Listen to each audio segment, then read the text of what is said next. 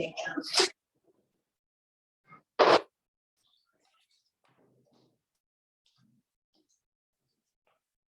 still have a minute.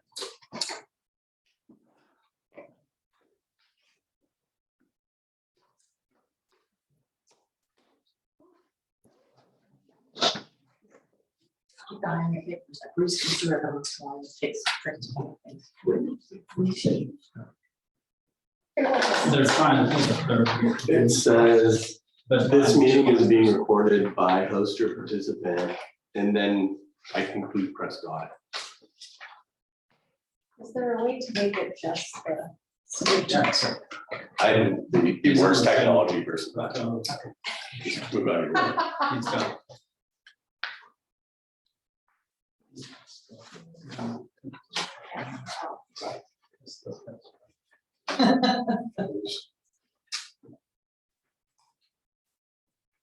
Miss Chad? Thank you. 30 seconds. Everything looking okay, Justine? I think so. Okay, good. Thank you.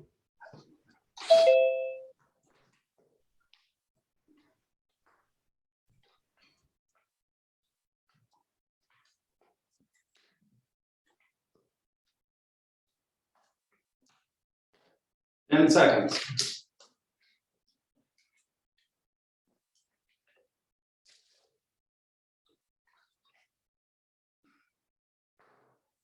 June 7th, 2023, City Council meeting is now called to order.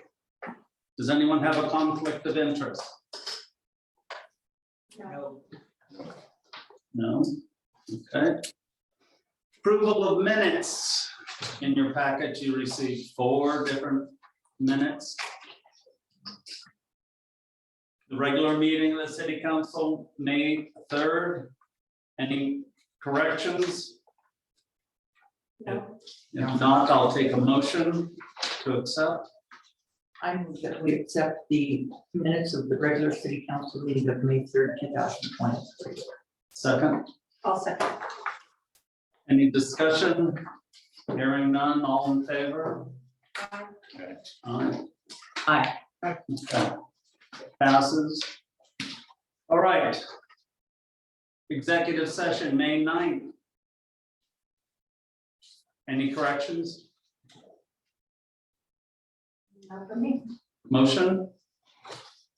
Let me get a motion to approve the minutes from the executive session of the city council from Tuesday, May 9th, 2023.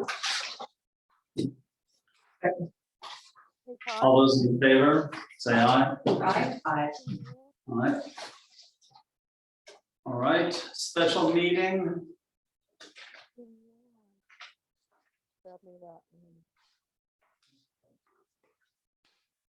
Special meeting, May 11th.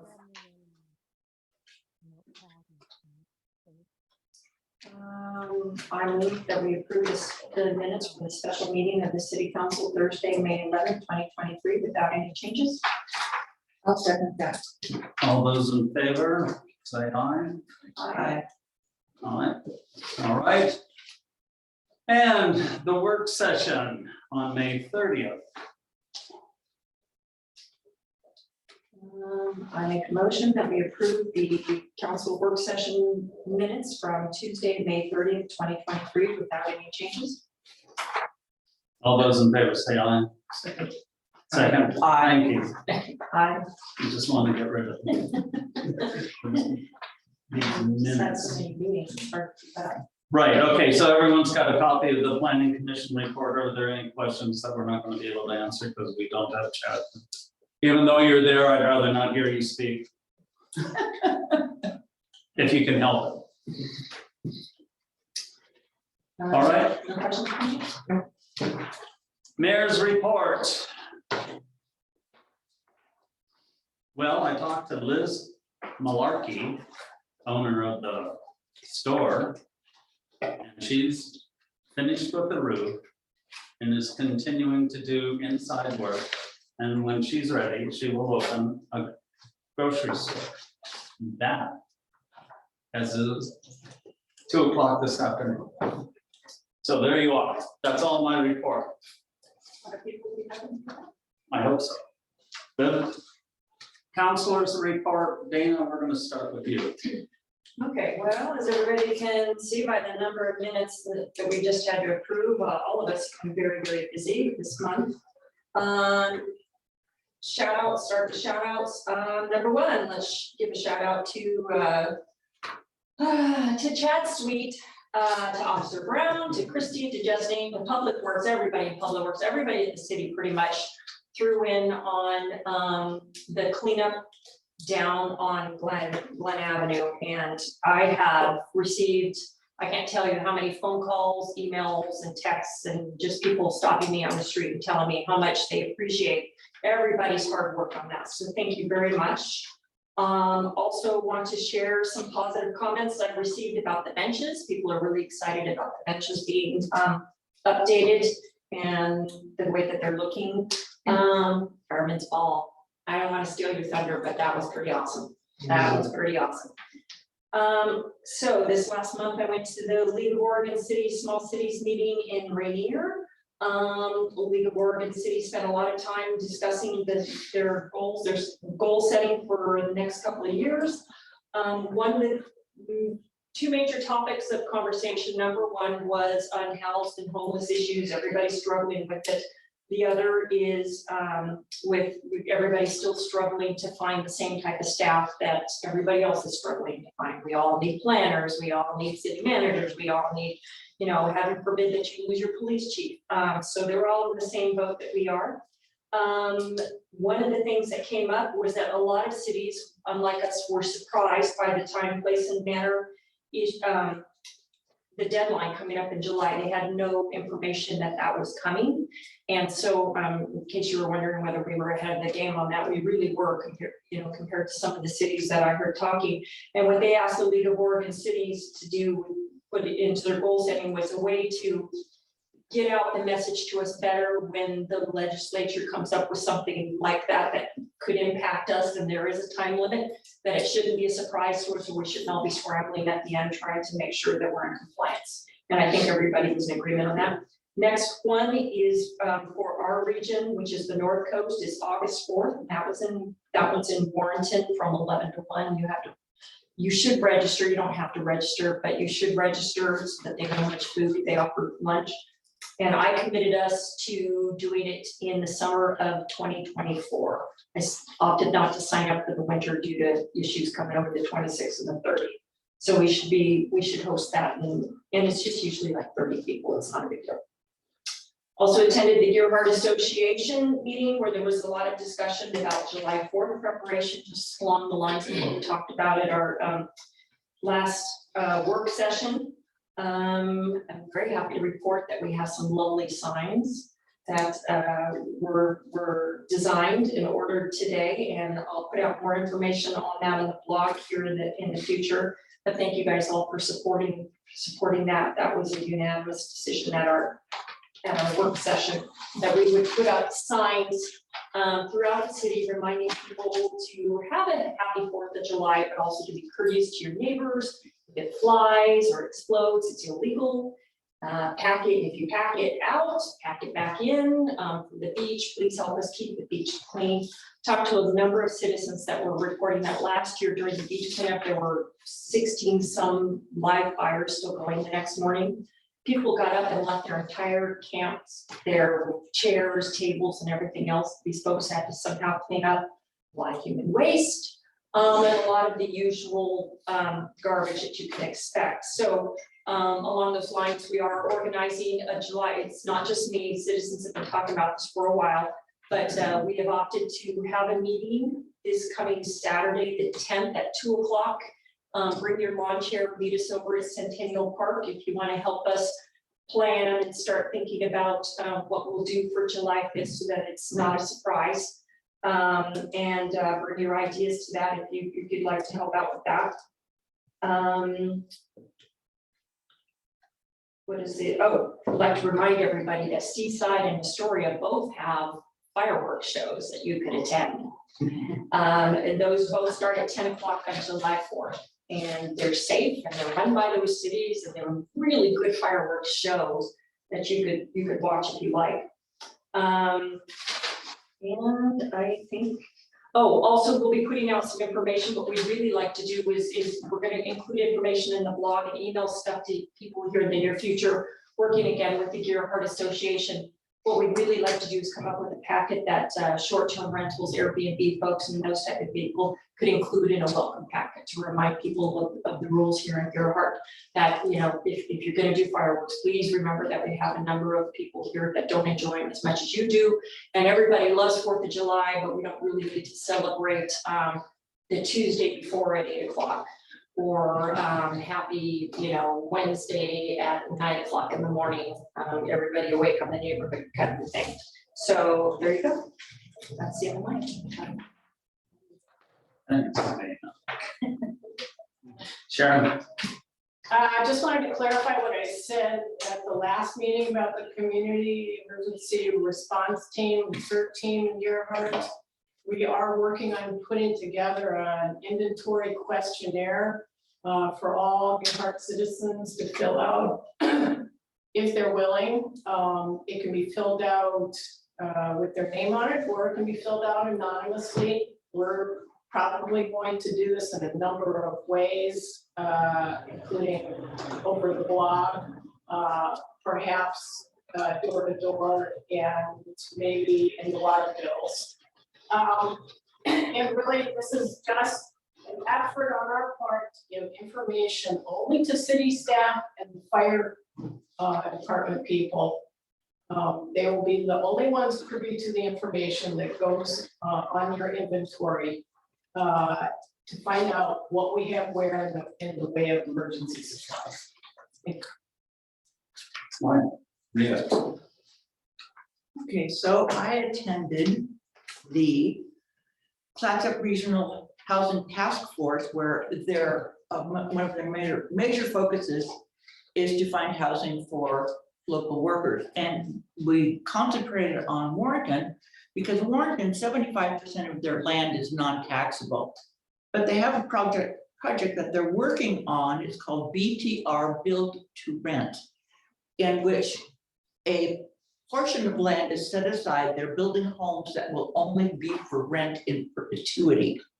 And it's going to have, or it's proposed to have about 75 homes, and Chad, he was listening in, so he could tell you if that was correct or not. But it's a really great project and it's getting started soon. So hopefully Warrenton will be on the forefront of helping us solve our workforce housing. And that's it. Preston, Well, at the request of the folks that have run the police academy and the training facility, I wrote to both Givaldi and Weber. I received a boilerplate response from Givaldi's chief of staff, which really didn't tell me that they, I mean, it told me that they read the letter, they got the letter. As far as Weber goes, I mean, they're all MIA, so I don't know whether or not, you know, I don't know if they can even pass any increased funds for the training facility.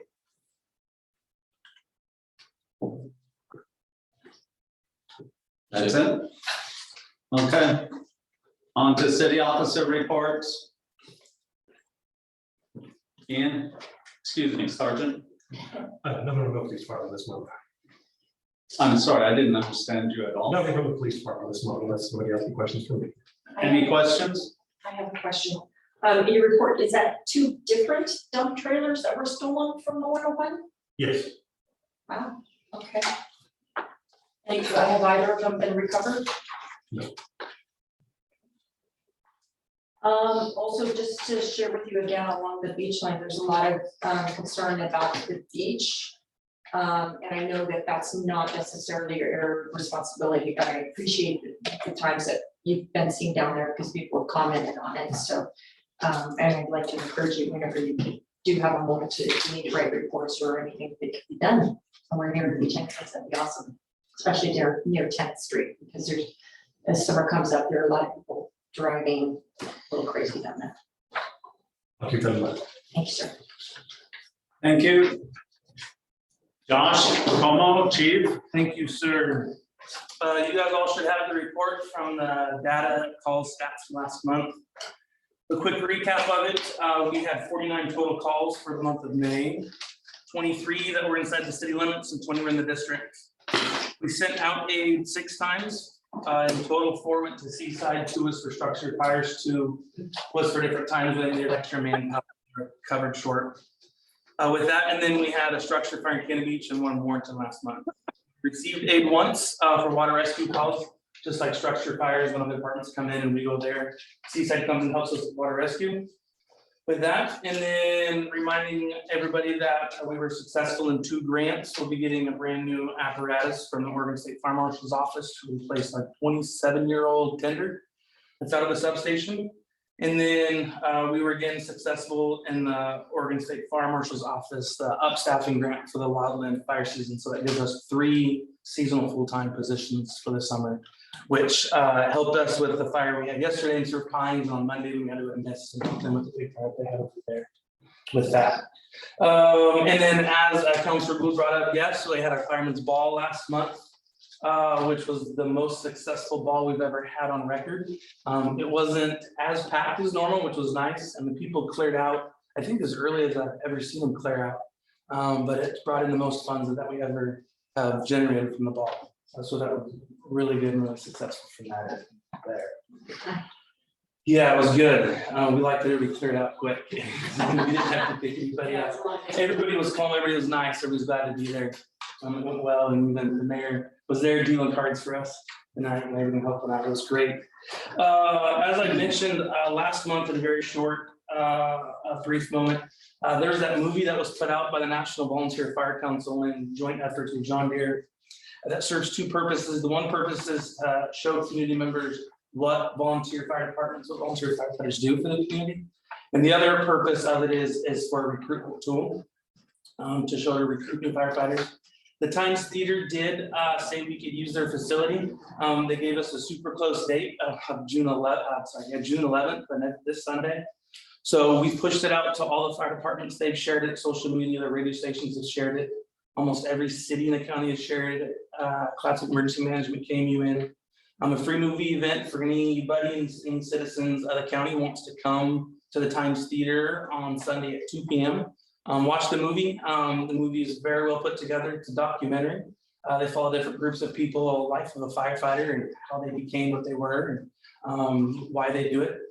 Very well done. And then there'll be some raffles and giveaways after that, going from there. So it'll be very good. And then we just got told that Liberty Theater in Astoria will listen to the same thing. So in a couple of weeks, we'll do a big movie event in North America. So unless there's any questions, that's all I have. Yes, sir. The water tenders, that still belongs to the district? No, the water tender does not belong to that one. The district, you're right, does own that one. That is the only apparatus that they own with that. So this is different than an AFG grant. An AFG grant you get, when you get an AFG grant to replace an apparatus, you have to decommission the one you have for that purpose. So like a private contractor, forestry operation can get it. Because we were awarded a grant for an apparatus, we don't have to decommission it. So the district will do with that what they please to do on it. That's the only apparatus that they own on that. So they are thinking they may put like there's like a fire trader that they could put it up for that and sell it there and get some revenue costs or something from there. The new tender will be city owned, so then the city will own every apparatus. Okay. Thank you. Of course, thank you guys. Thanks. Esteemed city treasurer. June is an important month for the city of Deer Heart in terms of finances. Any budget appropriation changes for the current fiscal year have to be completed. Next year's budget has to be approved. And budget and all the budgeting stuff has to be finalized up at the county by June 30th. And at this point, everything's going on track. The city of Deer Heart has been holding municipal court 4 times a year. And between municipal court dates, the city is required to hold on to all the fines and fees that are collected. And then we distribute them out to all the agencies that get funds from that. The fines and fees are put into what is called a bail trust liability account. And when received, these funds are not considered City of Gerhart revenue until the court clerk prepares the distribution of funds report. In May, the city held municipal court and the court clerk prepared the quarterly distribution of funds report. And the amount of revenue that the City of Gerhart was eligible to receive was deposited in account 100013, fines and forfeitures. This is intended to cover expenditures related to court, so like the judge fees and the court clerk's salary. Other agencies that the city distributes revenues to are to Clatsop County, because they have a judicial system up there, and the Oregon Department of Revenue, which is for the Oregon judicial system. These checks were paid out in May and can be reviewed in the check detail report, and the account number says bail trust liability in and out. So if you look at the check detail, you can see what those checks are. The city has recently upgraded our phone system to a VoIP, or a voice over internet protocol, which makes calls over the internet instead of the traditional phone lines. Our old system was deemed obsolete and no longer supported. So when new staff or things changed, we could no longer get in and update it. There will be a cost savings because we were able to eliminate some of our phone lines and some of the services that we no longer need. The expenditures for the new system were charged in multiple places. So 10-881, which is the administrative equipment account, 10-1281, the police equipment account, 10-1381, the fire equipment account, and 30-38, the office. So we distributed those funds out depending upon how many phones that each one of those departments received. The city made its April payment to the Clatsop County Sheriff's Office in account 10-1263, which is purchase services. There were no additional charges for services for the month. If you remember, the agreement did allow that if they had overtime or additional charges, they would assess those to us. The Sheriff's Office has been graciously trying to minimize any additional costs by incorporating coverage into their staff's schedule already. So they're trying to help us to make sure that we don't have to spend more than $12,000 a month. I will be making some adjusting journal entries to a few PERS accounts. PERS employer accounts are based on gross salary amounts.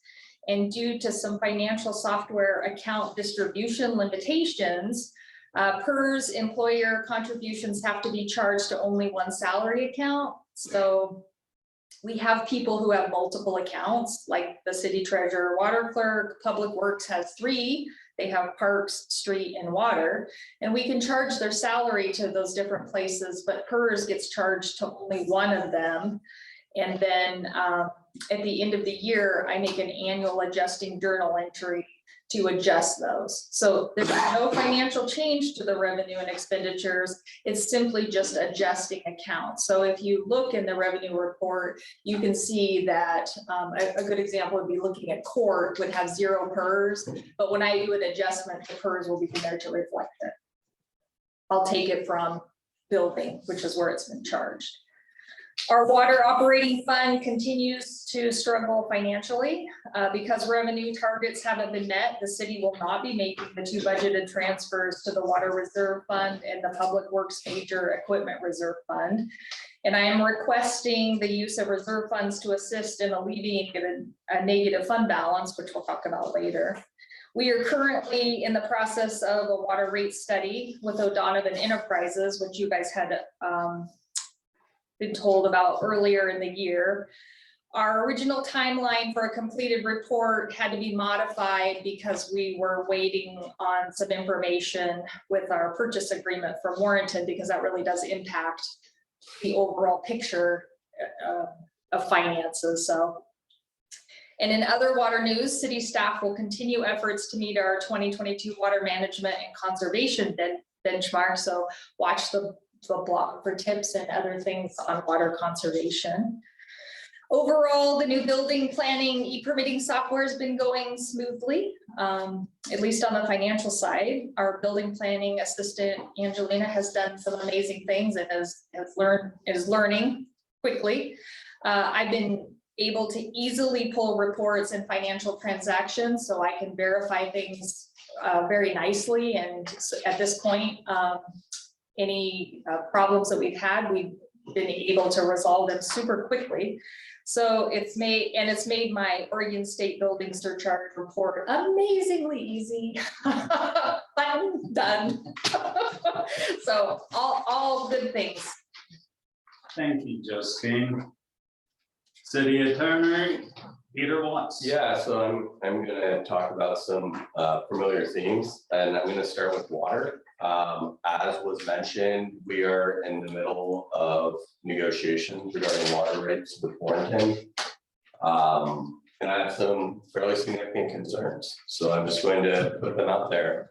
The way that, as I understand it, the Warrenton water source and water line go through Gearhart first, so that's why we're referred to as the first customer when we need to buy water.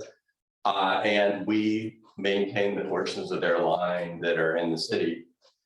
Because we've done that, then we've traditionally gotten what I refer to as a Warrenton rate, which is what their ratepayers pay, which is less than people in unincorporated Clatsop County, which makes a lot of sense, and that's what it should be, because Warrenton's having to, even though it would be necessary for them to maintain it for Warrenton, they have to maintain those areas that are outside the city.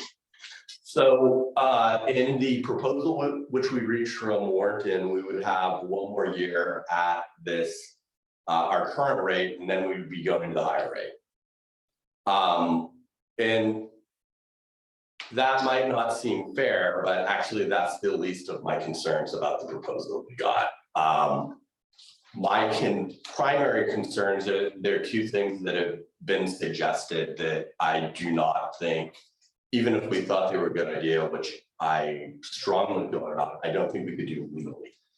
The first is that they proposed that their planning staff be able to review all of our developments of more than one house and essentially have veto authority on that. And that's simply not how it works. We have our own comp plan and we have our own building process. We have clear and objective standards.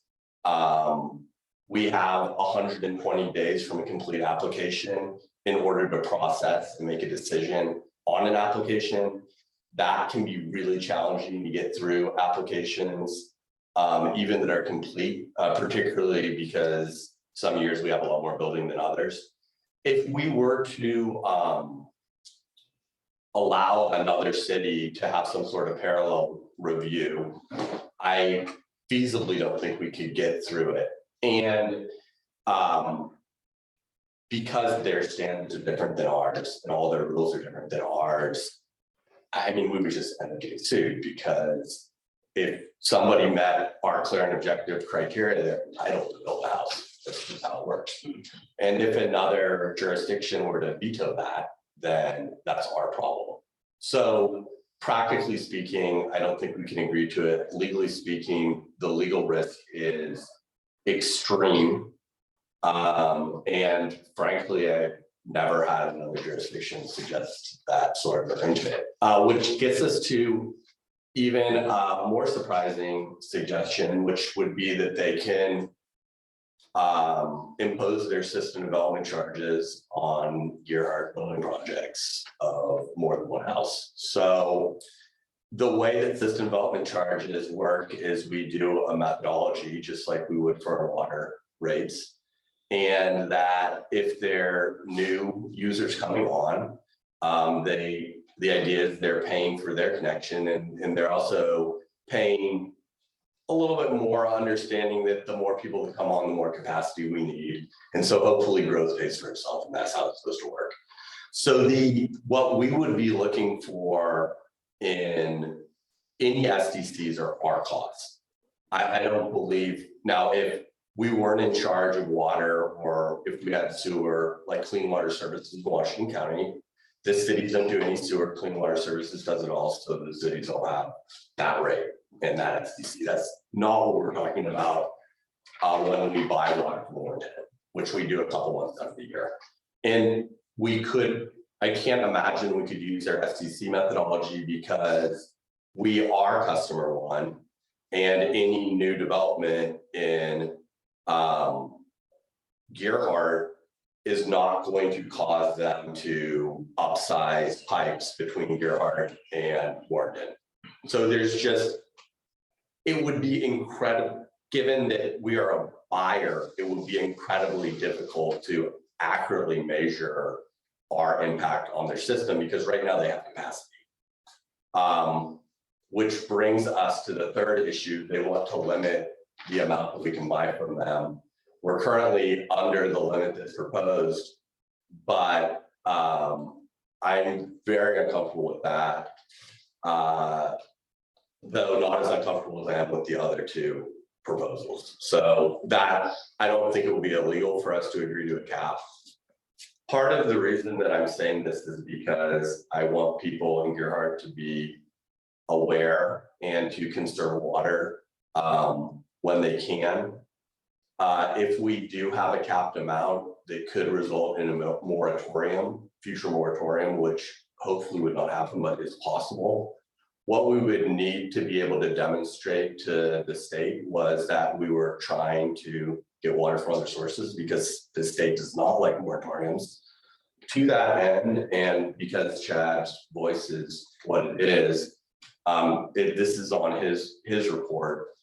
So one of the things that we've been talking to you about a little bit and taking steps in order to see what we can see is we intend to seek more water rights from the OWRD.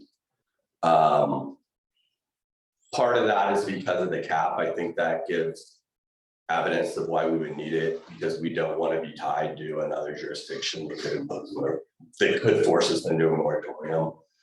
Part of it is because the letter was written in a way that, in my reading, made it seem that Warrenton didn't want to sell water to us, which was surprising because we pay them like $300,000 a year for water. And again, their cost is minimal. They have the capacity and we're maintaining their line. So I'm kind of wonder why they wouldn't want to sell it to us, but they said, you know, that you need to seek your own water. The good news about all that is that when we sought our own water previously, the Warrenton was opposed to us getting water and that we were kind of had to come up with a compromise amount. So if we do the water studies that we'll need to do in order to seek it more water rights from the OWRD, based on, we're continually testing our wells to make sure the water we're pulling is the salinity level, all this stuff. So we've got data. Based on the data we think we have considerable water capacity. So, and I worked with many water attorneys over my career. One that I've worked with kind of took a look at things on a pro bono basis, just to give us an idea.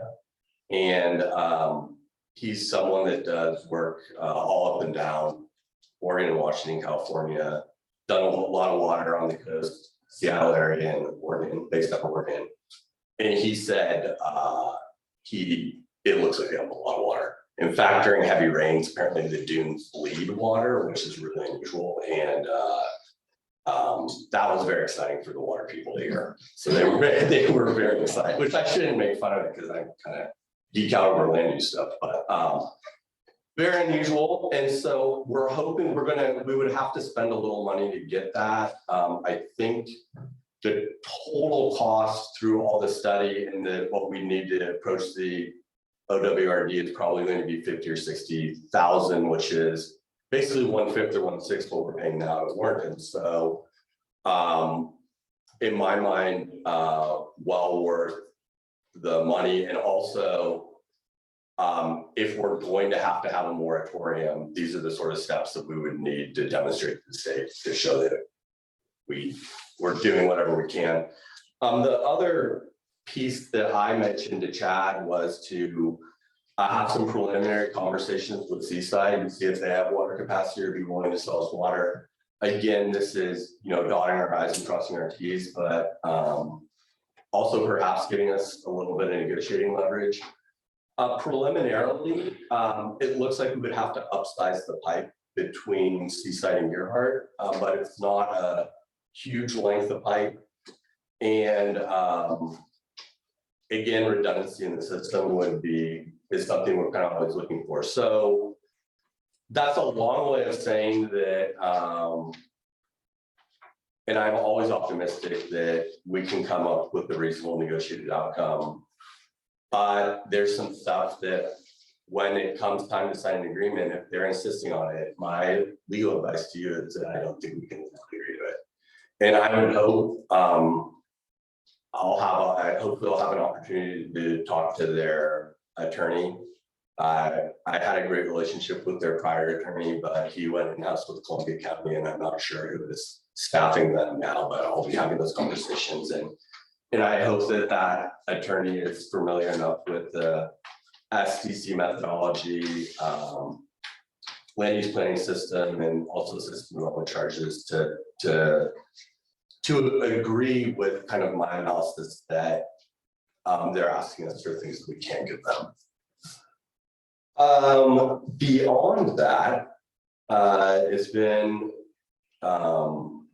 relatively quiet. Some of our ordinances that we put into effect to give us, more control and just health and safety matters related to the city really appear to be working. And I too have received some thank yous from people, just saying that they appreciate how responsive the city was in dealing with community concerns. And they love how things are looking when they take a left off of the highway and head to their Gerhart home. So it's always sometimes I don't mind criticism, but it's always nice to get positive feedback. So I think you guys did a good job, Chad and the whole team on those issues. And that is all I've got. Thank you, Peter. Can I ask a quick question? Sure. They can't legally cut us off, right? They can't, don't we have some, as a municipality, doesn't that give us a little bit more standing? Yeah, our goal always is to avoid litigation, but they do not have I do not believe that they have the record that would be necessary in order to just cut us off. That said, they can raise our rates, and that goes to the importance of the rate study.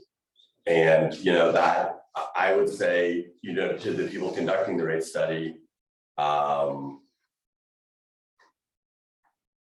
when I have people asking me for things that I can't give them, whether it's conditions on a land use application or whether it's something like this, I start getting really nervous because when you're to have a successful negotiation, in my mind, both parties need to be able to understand the strengths and the weaknesses of their positions. And as I look, I must be looking at this very differently than Warren's looking at it, because what I see is we're providing them with a huge benefit. Because the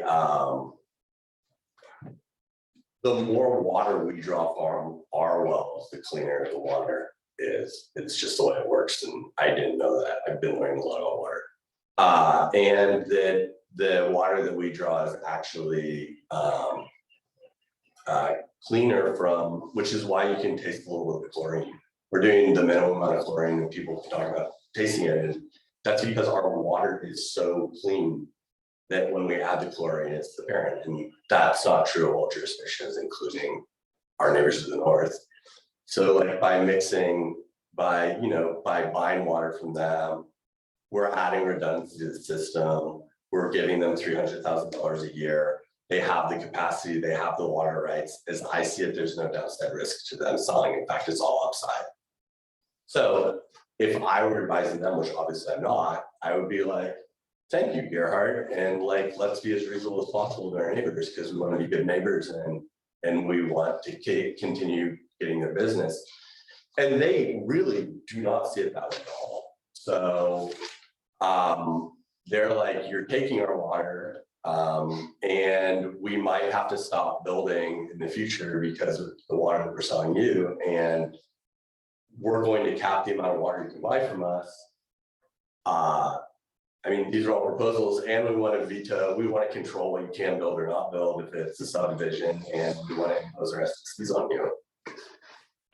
I can't, my job is to advise you on legal risk, it's not to tell you what to do, but I'm not accustomed to having to tell my city councils what is being asked of us by partnering jurisdiction. In my opinion, it's not legal. Yeah. Peter, do you think that Warrenton is doing this because of the build to rent projects that are in the pipeline for 75 new homes? Do you think that would have kind of pushed them over the edge? I really don't know. I have had very limited experiences with Warrenton in the past, but I did some analysis of a project once, and the exactions that they were expecting from that, a lot of them were offsite, which is not something that I commonly see at all. And they didn't seem necessarily proportionate to the benefit that was received, which I thought was interesting, and my private side client decided that was not an opportunity for them. So I was vaguely aware that kind of maybe traditionally their mindset around development is that perhaps development in the past in Warrenton hadn't paid for itself, and that to make sure that future development in Warrenton would pay for itself. But which, sure, I mean, I think we all want development to pay for itself. But 75 houses, I mean, that's not a lot of water. It really isn't at all. And they've got a huge amount. I mean, they've got like millions of gallons of capacity. So I'm not sure. I'm really not sure what the driving force of this is. I don't know who their city attorney is. I know that they have a new one, and I heard that they have a new city manager as well. And so this might be the first contract negotiation. And again, it's hard because I really see us as providing them a benefit, and that's not what I read. But I think we've been headed down the road of kind of getting a better idea of our water rights and a better understanding. And if we can get additional water rights so that we're independent and can meet our own needs going forward, I mean, that really is a huge benefit to us, because we don't have to worry about paying water. We don't have to worry about someone unilaterally being able to raise our water rates. So ultimately, then by taking this action, they might actually be helping us in that endeavor. Well, I will say that because I always worry about the record. And if I am going to the state and saying, here are additional reasons for why we need to do this, I mean, that's pretty strong evidence in the record.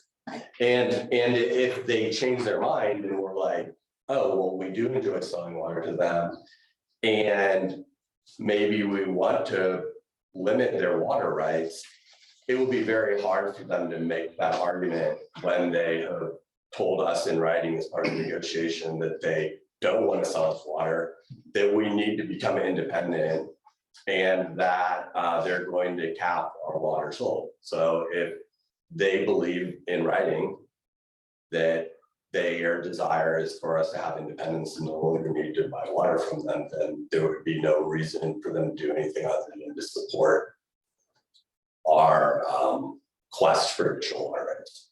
So like from all of that perspective, I feel like anything there benefits and burdens. But what concerns me is just if they come in and said, look, we thank you for maintaining our system, but we really want you to pay a little bit more because it's really hard for us to explain to our water users that are paying our taxes why you're getting the same rate as we are. And I could explain to those people why we're getting the same rate they are, but I could understand that perspective. And I would, try and negotiate against that, and I ultimately, I think we could come to some sort of resolution on that. It's the SDCs and the veto power and the forcing us to do a moratorium that we just can't have that.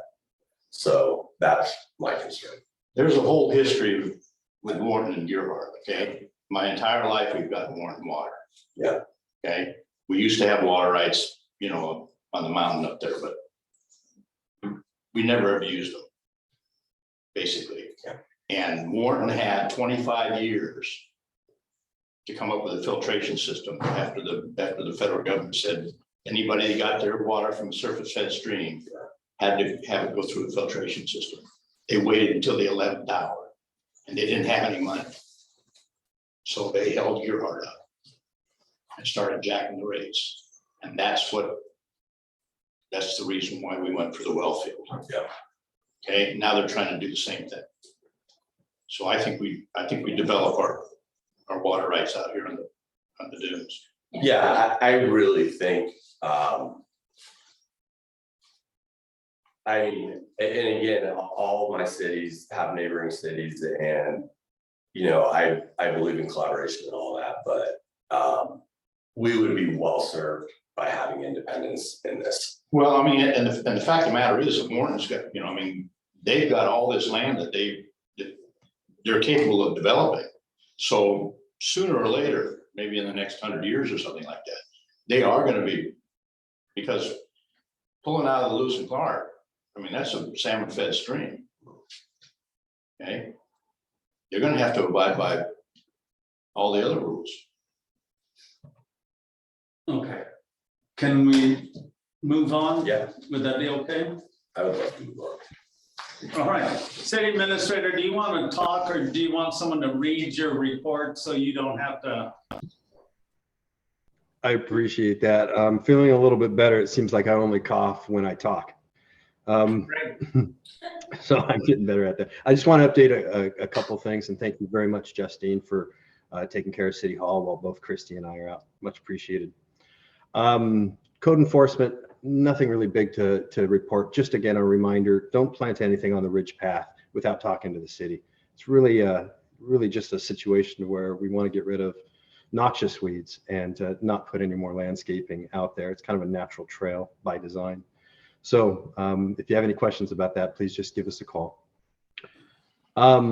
We were also sending out a lot of letters about noxious weeds. So do your best to get that Scotch broom out of your yard or the field next to you or your neighbor's yard, however you'd like to do it.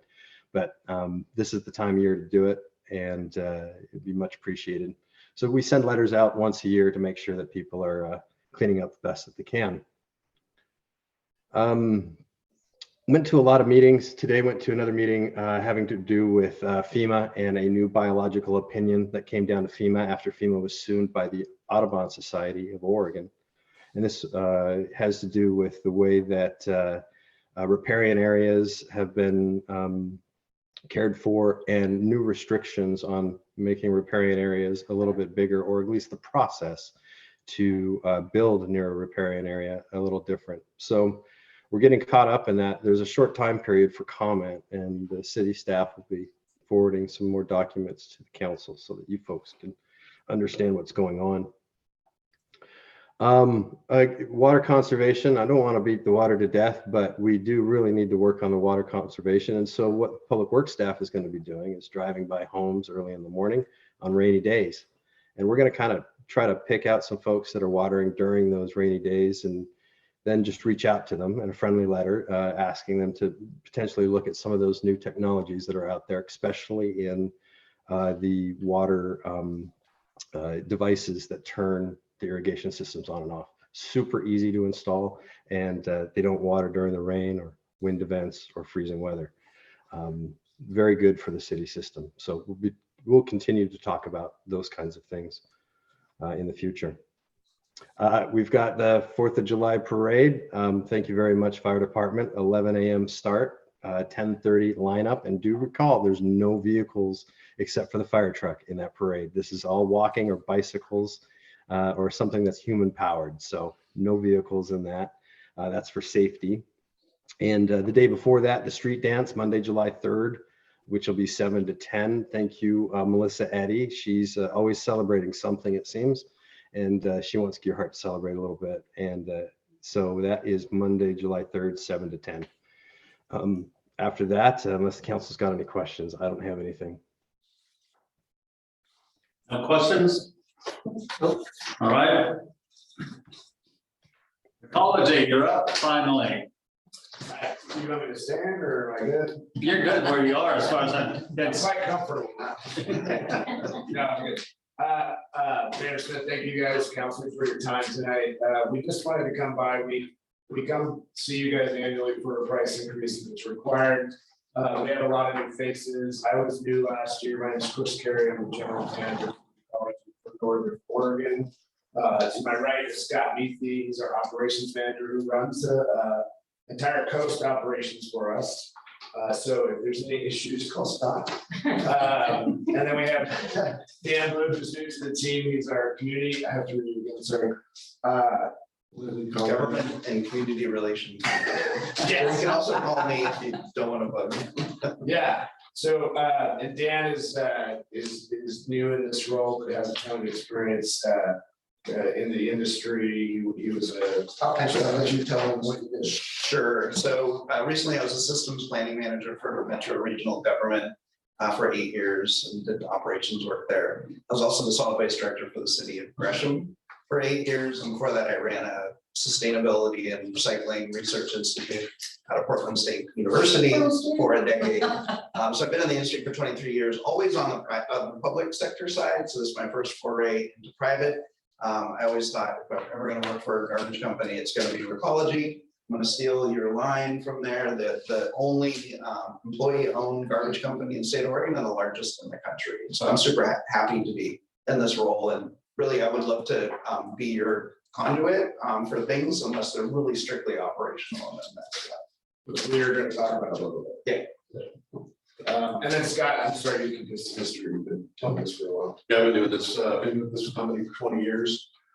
Started off as a garbage man, just run the routes, and then moved up the chain. I know this area very well. Yes, your kids go to school In Warrenton, using all that water. But so we wanted to give you a quick update to the sort of the state of the union. I'll go fast. One of the things we're really proud of is the drivers in the service area. So I'm going to read their names and what they do for you here. So we have a residential garbage driver. We just have one of those. It's Tim Sauls. He's new-ish for us 1 year. And this is going to speak to the turnover and the ability to find drivers. When I tell you all the seniority that we have in drivers, and I think you can probably appreciate that in terms of getting folks to get back to work after COVID. You have two residential recyclers. You have Pat Ehrlich and Zach Woodlock. Pat's been here 5 years and Zach's been 1 year. You have commercial glass pickup, so we come by and hit a lot of cities with that truck. That's Mike Young. He's been here 1 year. Commercial front load is Eric Harris, 11 years. And I think Mike Young was also, like I said earlier, he does some front load for us as well. That's the big industrial guys with the cool truck that have forks. That's what they do. And then we have Aaron Smalley, 14 years. He has one of those big fork trucks that picks up the cardboard in town. Then we have a roll-off driver who will probably pick up this big drop box. Gary Aaron's, that's Steve Heisen. He's new, 1 year. And then we have your cart delivery. He's all over the place. Dylan Dietrich, 1 year. We also have Tony, who's been here 8 years. And then we have Katie Hardesty, who's been here 11 years. And she's just been recently promoted to supervisor. She's probably watching. So hi, Katie, if you're out there. Let's see, I want to talk about a few other things. Staffing, customer service has been a bit of tough tackle for us. We're most recently now staffed up. We have 10 that service our McMinnville, like our Yamhill County operations and the coast counties. They're stationed out of McMinnville, so we call that local compared to big call centers. And we're fully staffed. If If there's an Achilles heel, it's been that. Sometimes there's some long calls, so wait times, so we know that, we're working on that internally. Getting fully staffed is gonna help. We've also put 2 of those customer service reps here at the coast at the Warrenton office. So they're familiar with the area, the routes and the drivers. Also, you can go there right now and pay in person if you want. We'll open it a bit over the public for 8 months, so to say, which is, fairly new. Let's talk about, I just want to mention something too, that we don't need to solve for tonight. There's a few cities that we're working with along the coast that have what we call a lot of side yard service. And it's the nature of working at the coast, right? We have a lot of vacation rentals that are not always here, so the service is at the curb, or not at the curb, it's off curb, as we call it side yard. Over the years, we've lagged on our end on enforcing what that means. It's supposed to be 40 feet from the curb, where we can see it, no steps, no garages, no fences that we have to go through, that kind of thing. That's outdoor, like we're going in enclosures that people have built, I think we've done it to a garage here and there. So before we make any wholesale changes like that, we contact you guys and say, hey, here's our top 5 that we want to look at and say we actually need those on the curb. One of the reasons that we have new drivers here is because as soon as they get a route that's more automated, they take it. And then the driver that has to do all these pack outs is not an efficient truck and doing a ton of walking, right? And bringing carts out. So they get, it can wear them out and they're like, as soon as I can get an automated route, I'm on it. That's not your fault, that's our fault. But when we go to fix it, we want to work with you guys in a way that balances to keep your guys' character and nature of living at the coast the way it is, but we also want to be safe. So we're, over the next 12 months, Dan's job will be to work with you guys to figure out how we do that in a way that has that balance, right? And then the other thing is we have some rate issues that we don't need to solve for tonight, that there's not an incentive built in for a side yard. In some cases, the rate to go side yard is really small compared to what it is to put on the curb. So you need to have some incentive there. We would propose rates in a way that balances that. That if we're gonna raise rate, for instance, for somebody that has a side yard to an incentive that says, do you really need it? Is it what we said it would be? To give that rate to the people that bring it to the curb, right? So if I say $5 differential, that means 5 coming off the curb side, going into the side yard. Right? So there's some balance there. So don't need to solve for that. That's not what we're presenting tonight. But I wanted you guys to I wanted you to be aware of it because over the next year, before we come back for the next race, it's a long-term effort on our side to level set and reset in a way that's safe, that balances what you guys need for your own communities. And I'm gonna pause for questions in case anybody goes, I don't know what you're talking about. What percentage of your Gearhart customers are pack outs? 33. I was ready for that question. Thank you. Yeah, it's not as high as some. You know, we have some cities that are in the 60 to 70% range, all pack out.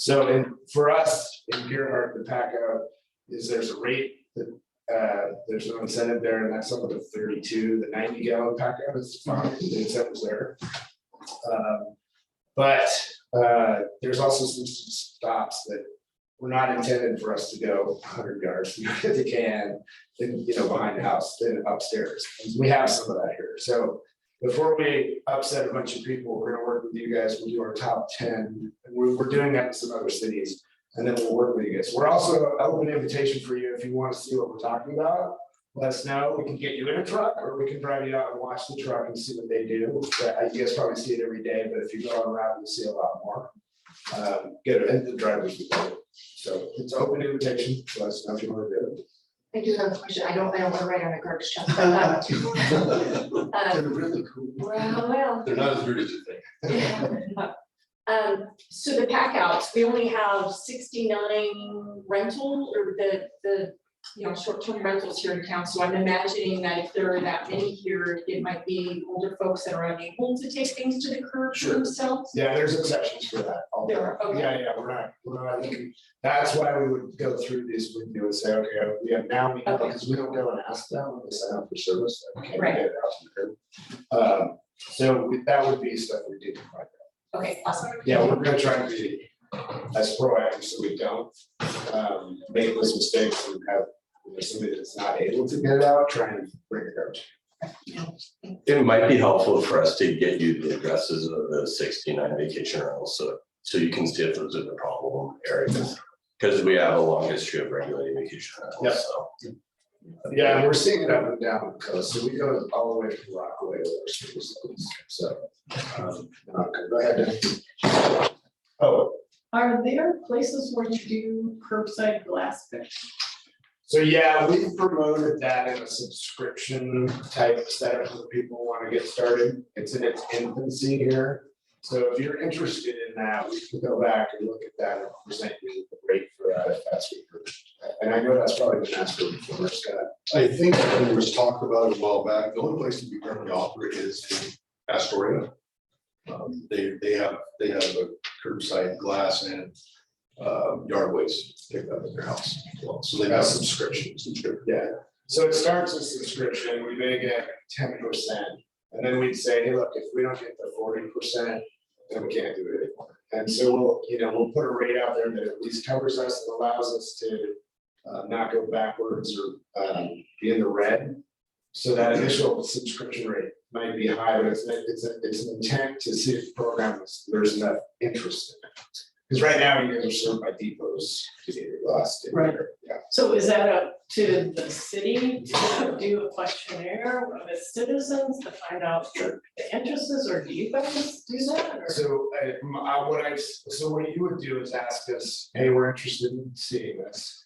But ahead of that, you could do focus groups, you could do surveys. Dan, you've some projects in the past. Yeah. So what have you guys done? Who did this before? Surveys or? Well, I've done it on behalf of local government, so it's really, it's up to the city's kind of will to poll your residents to see if that's a service that they're interested in. And if there is, interest in it, like Chris said, we would start with a subscription of it and see how that goes for a year or two, I would think. Yeah. And then come back and say, we only had 10 people sign up. Do you really want to consider adding it to your regular rate? That's fine. I do want to make a correction though. Astoria isn't a subscription base. It's part of it, yeah. So they have 4 cans or 4 garbage, recycling, yard waste and glass pickup.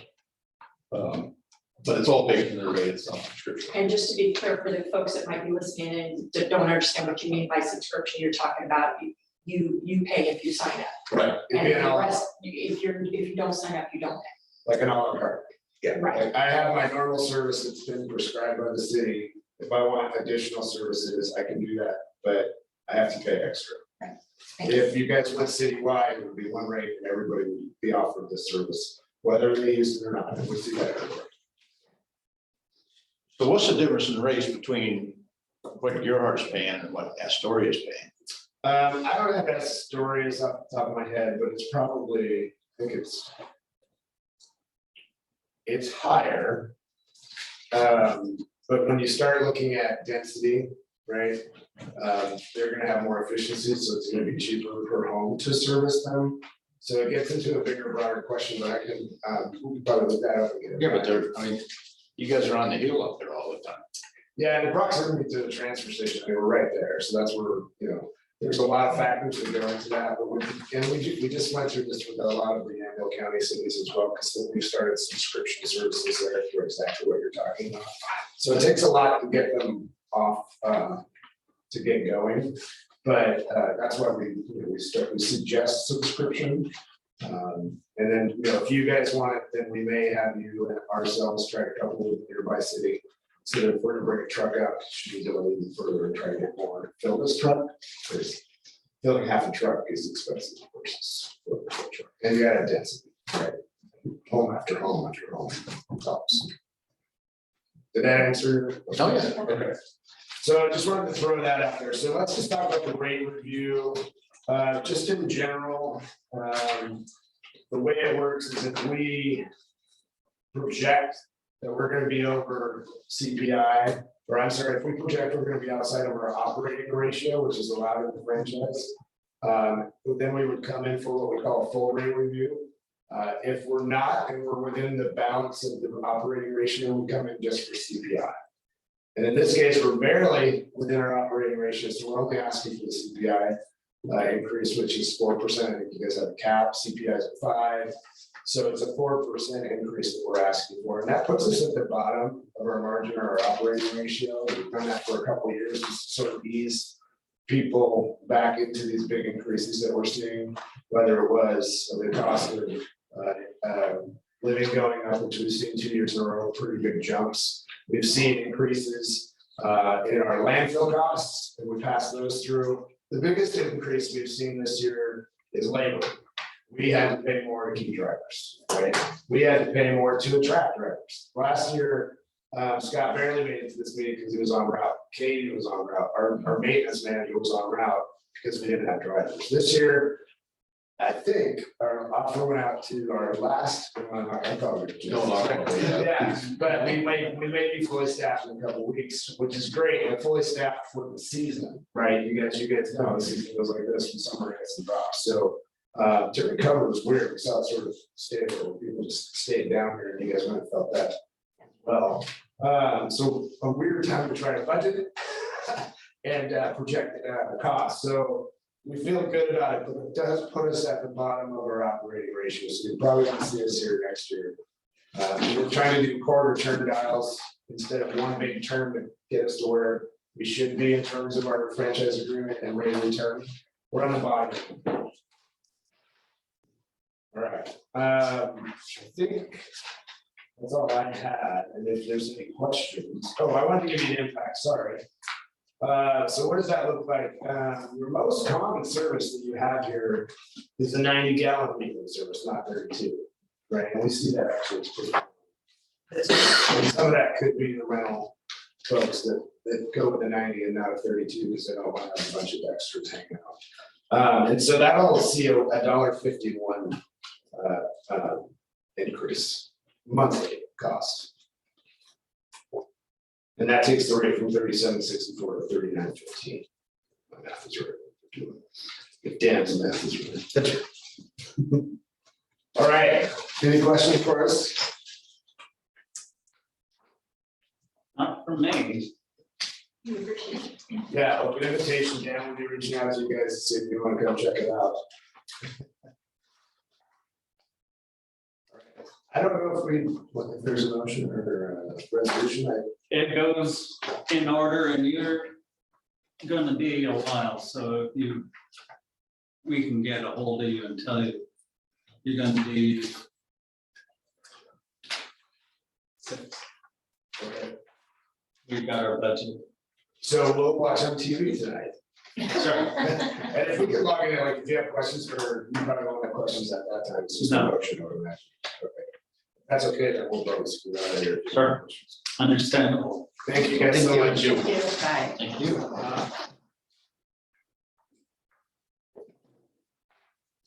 All right. I don't, but I will email. All right, yeah. Okay, thank you. Great. Moving on to public communications, written and oral. Oral public comment. Anyone wishing to address the city council concerning items of interest not on the agenda may do so at this time. All remarks will be limited to 5 minutes per person. Requests to comment electronically must be submitted by email to the city recorder at info@cityofdeerheart.com no later than 4 p.m. the day of the meeting. In-person attendees wishing to speak are required to sign in prior to the meeting. And so what we're going to do is go through the written communication and then we'll go call our visitors. And everyone has gotten the written communications. Is there any comments? Hearing none, I believe we'll just close that part of it and move on to public input. Eric Halpern. Yes, hello, Eric Halpern, 661 10th Street in Gerhart. I just want to echo and expand on both Dana and Peter's comments about how well I feel that you all, the entire city, handled the, how well you found solutions for the encampment of folks suffering homelessness. You made it clear from the start that your intent would be to address those folks with compassion, with empathy, with dignity and humanity, but also that you needed to protect public safety and public health. You brought in social service groups. You found local legal expertise. You created a viable legal structure, and I believe you did your very best to help those people in their circumstance. I think it was a true team effort of the whole city, council, the mayor, the city staff, the police, public works, the city attorney. I think you all contributed and you all did, I think, an excellent job. I believe that special recognition goes to Chad Sweet and to Sergeant Brown for being on the front lines and dealing, I believe, almost daily with the circumstances that you found yourself with. And I think you did that with humanity and dignity and compassion, and also the need to take care of the circumstance. I think in today's world, public servants are often either unappreciated or underappreciated, and sadly, in many cases, are under attack. And I feel it's important to recognize you when you act professionally and competently and with compassion. And I think you all did a very good job, and I personally thank you for it. That's it. Thank you, Eric. Always Thank nice you. to hear something positive. Indeed. Yep, and you deserve it. All right, moving on.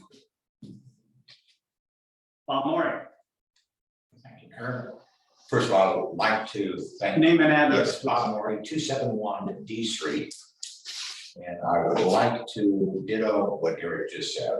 You did a tremendous job. It was, really appreciated the team that you put together and how you solved the problem. And thank you very much. I'm here to talk about one segment. Mayor Smith at the Gearhart Association meeting made a comment. Gearhart has accomplished a number of important milestones. The city rejected the proposed rezoning of the former elementary school property. That's a milestone that we accomplished.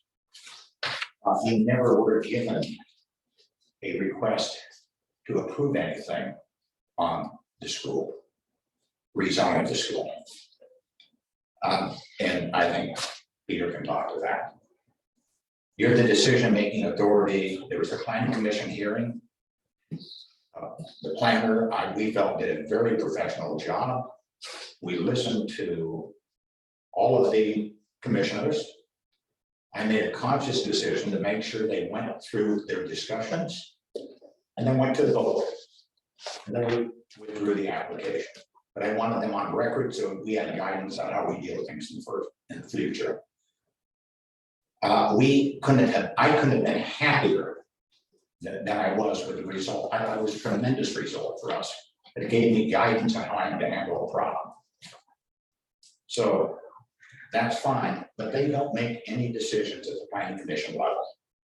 They only recommend, and nothing was ever recommended to the city council. So I would just ask that you please take a look at it and say there was never anything presented to the city council, and that was purposefully done.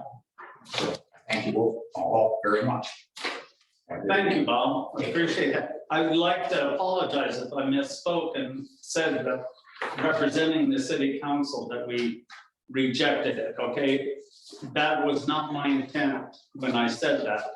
It was just a misspoken word on my part. Yeah, I would just say that Bob's attorney, Terry Richter, is someone that I've worked with over a number of years in a number of jurisdictions, someone I have a lot of respect for. I thought she did an excellent job. And, you know, I think that the good news from that hearing is that Bob's team really knows if the future planning commission is like this one, that having data related to the septic system is just really important in helping inform them on and Bob as well, in and his team on the best possible use for, frankly, any Gerhart property. The septic is a really important factor. But yeah, I thought, you know, they definitely provided some guidance that will help inform his team, and if there's an application in the future, I think that it'll help inform all of you. I assume there'll be an application in the future once there's some more data. So I always, you know, look forward to it. And again, just want to reiterate that I thought Karen did a great job. Thank you. Thank you. Okay. Is there anyone else? No other public comment, then we're going to close that section. We're going to move on to ordinance and resolutions. All right. First up is the charter franchise renewal agreement. This is the second reading, so if we don't have any other discussion about it, I would take a motion to approve 938, reading once by title only. I move we approve ordinance 938, reading once by title only. I'll second. Chad, are you going to want to talk, or do you want me to just read the ordinance on its own? And If you wouldn't mind, Mayor, thank you. okay. Ordinance 938, charter franchise agreement renewal. All those in favor say aye. Aye. Aye.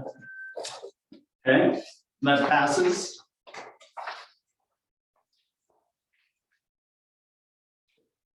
Okay, next is resolution 985. This is a resolution granting budget appropriation transfers. So, oh, sorry. I would like to open the public hearing on this. Not on this one. Public hearing possible. You're right, I'm so sorry. I skipped to the bottom. Okay. Would you like to read it? Yes. Oh, do you want me to read it or want me to explain it? You could do one of both. Maybe I'll do both, okay. Whereas the city of Gerhart adopted resolution 971, adopting and making appropriations for the 2022-2023 budget on June 1st, 2022. And whereas the city of Gerhart's actual expenditures have varied from the budgeted anticipated expenditures, which required an appropriation transfers between existing categories. And whereas Oregon Budget Law ORS 294-4631 allows the city to move appropriations between existing categories within a fund.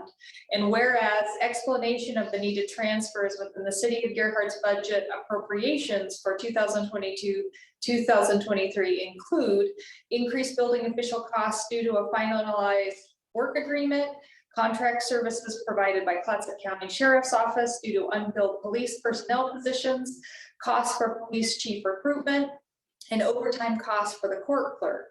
Now therefore be it resolved by the City Council of the City of Gerhart that budgeted monies within the general fund be appropriated per the adjusted column in the chart below. Are there any questions for Justine? I will entertain a motion.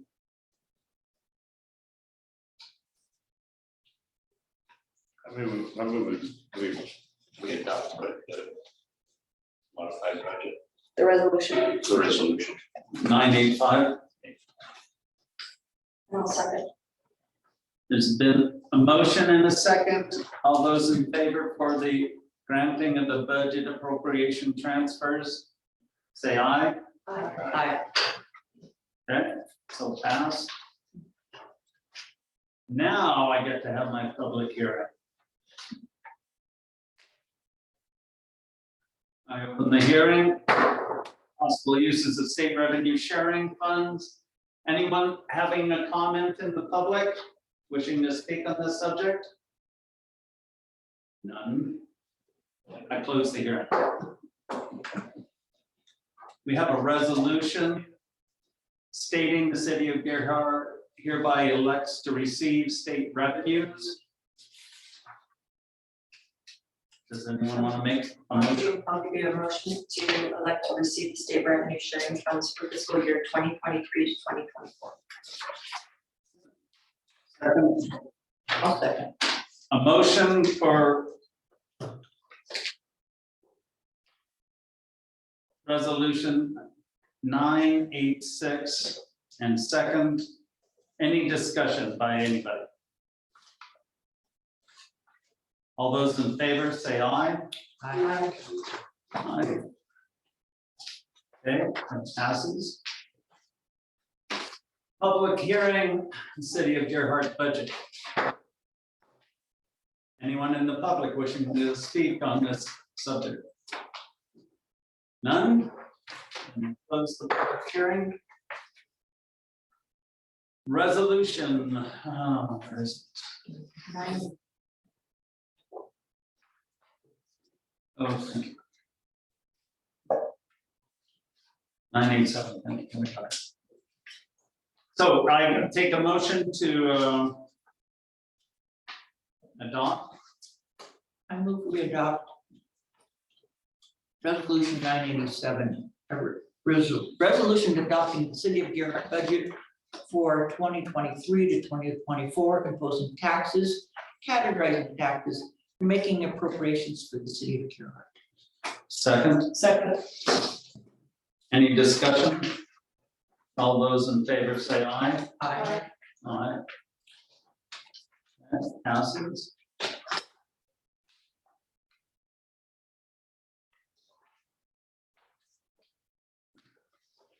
Public hearing for Gerhart Road District budget.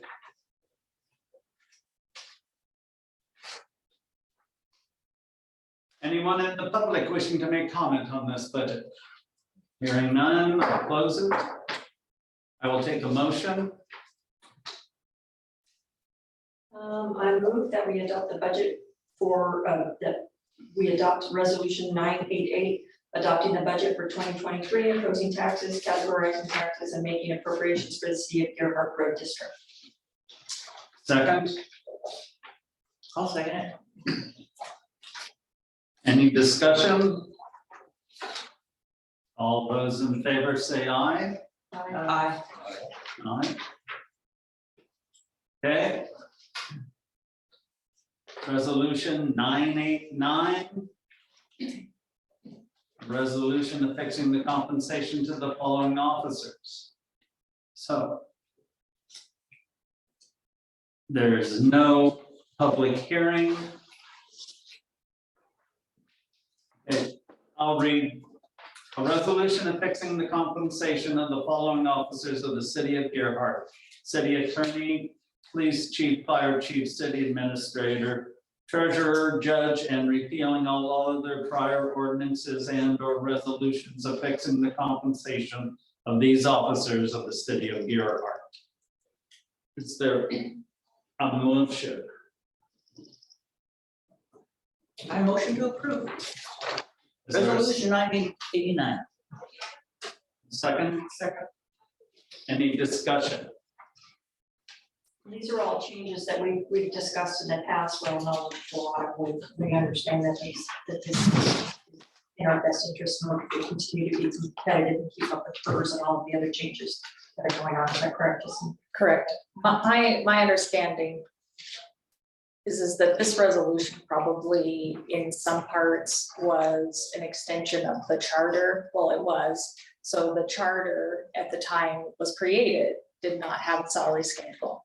So the salaries were unseen by the public, really. I mean, they were not open to city council. So in the charter, it specifically said that the council, which would be in an open meeting for them to see.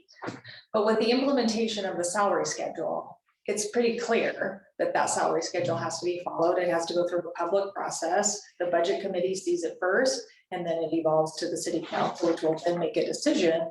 So on those non-elected officials and all employees, it is completely transparent. Somebody can go to that budget at any time and look at those salaries and see that that's the salary schedule that we're using.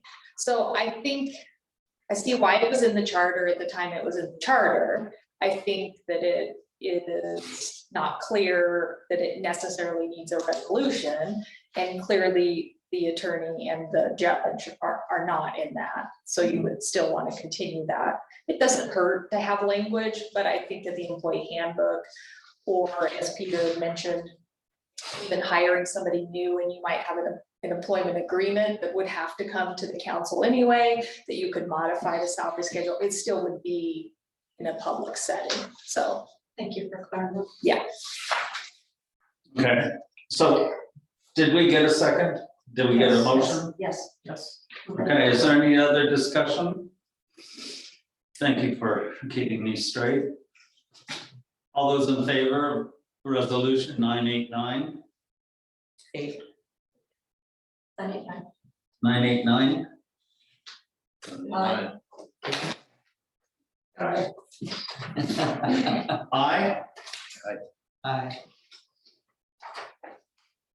That was unanimous, I believe. Okay. Now, under new business, is there anyone in the public who wish to speak about the new business on hand? You have 3 minutes to make a comment according to our new breakdown of time allotment for personal comments on new business and old business. Hearing none. The subject is a request for moving expenditures to the Water Reserve Fund. Justine, you want to just give us a quick? Sure. So this is an appropriations. This is actually expenditures that we have made. The water reserve, the water operating fund is struggling. I do a cash flow report. It's projected to be negative. Oregon budget law says you can't have negative. One of the options that we have is that we can take qualifying expenditures, and with the council's permission, because it is a reserve fund, you can allow us to transfer those expenditures to the water reserve fund. So we are just requesting that you give us permission to move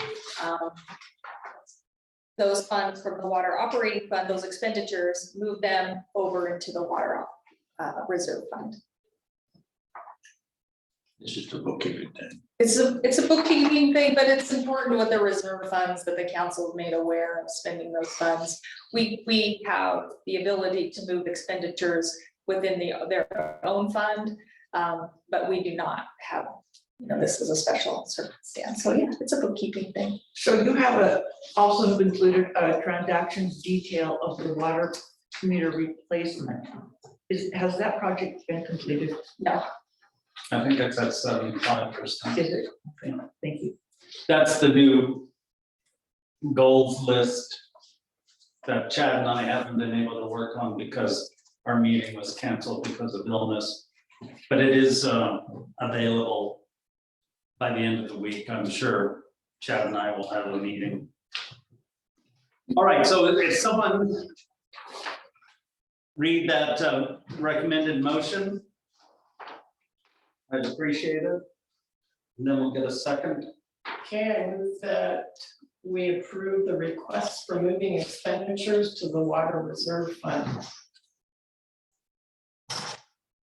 I'll give you a second. Okay. That's good enough. Any discussion? And again, to be clear, this is something we've discussed in the past, and we're taking the steps necessary to ensure that hopefully this won't be a reoccurring problem, especially during our budgeting process. This year, we addressed it, and then with the water rate study, we're hoping to mitigate this in the future. Correct. Thank you. All those in favor? Aye. Aye. Okay, it passes. Okay, I'm going to have a park bench committee. I'd like to know if any other counselor would like to be on it with me. And I'm going to choose some people in the general public. I'd like you. Well, Oh, you can only have one. right. Okay. She can do it. I do want to. Okay, then you do it. Thank you, Sharon. Rita, thank you, and I'll be in touch with you and we will I understand. talk about other people from the general public. I'd like to have 4. Right, I will deal with 5. I will not with 7. I understand. Can I make a suggestion at some point? Sure. Placement Placement? Yeah, of a bench. yeah. Yeah, that all, You can always attend as a non-voting member of the committee and express your opinion. If that committee votes on recommendations, you just, because you're a ad hoc committee member and not voting committee member, then you know, that should be fine. I mean, this committee is just providing a recommendation to council after looking through analysis, so. So that doesn't present a conflict of interest when we finally have to vote on something. In other words, if I, as a city councilor, make recommendations to the committee for bench placements, then we vote on it later on, can I still vote on it, or? Yeah, because during that time, people will present evidence and express opinions that could cause you to change your mind. So, actually, I was in the city of Westland last night staffing a land use thing until 11, and this topic of bias came up. And even if you as a council have strong opinions on a subject, as long as you're willing to keep an open mind, and as long as you're willing to consider the evidence and you're willing to change your mind, you can participate.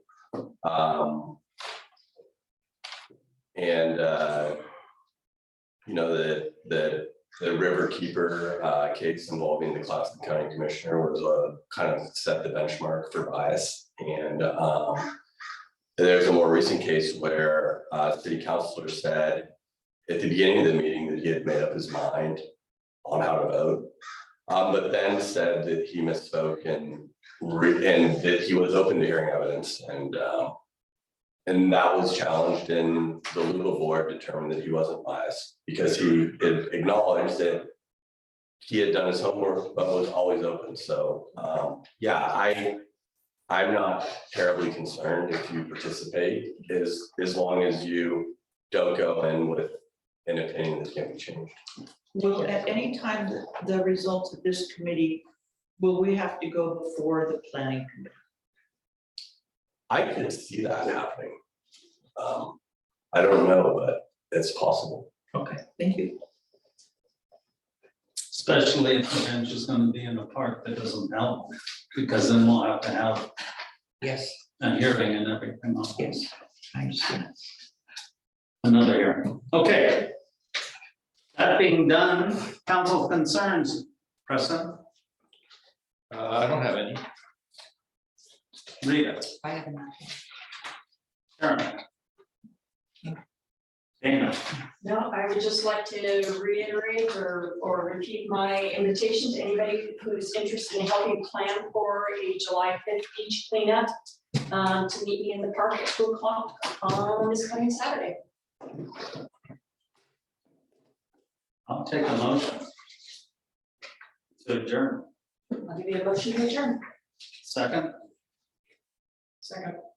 all in favor? Aye. Aye. Adjourn. Thank you all for coming.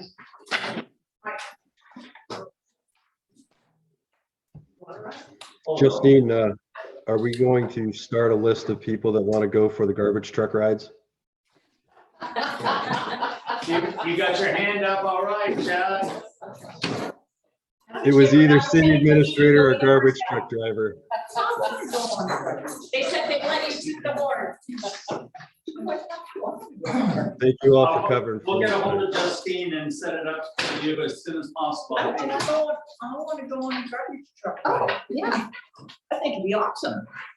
How do we exit This is something we. Stop the recording. Yeah. I think Chad is